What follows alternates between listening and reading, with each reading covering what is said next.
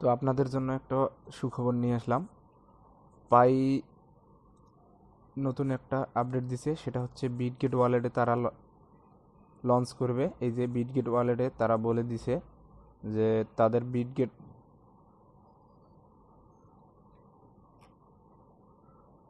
যে তারা হচ্ছে বিটগেট এক্সচেঞ্জারে লিস্টিং করতেছে তাদের পাই। তো আশা করতেছি আর কোনো ঝামেলা হবে না।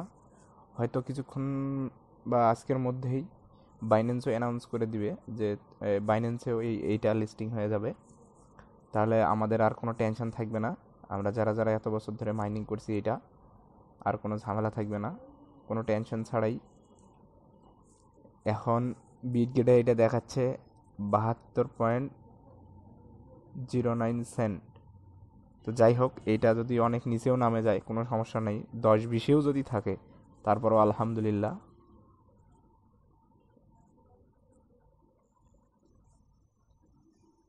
তো আপনারা কোনো স্ক্যামের শিকার হবেন না।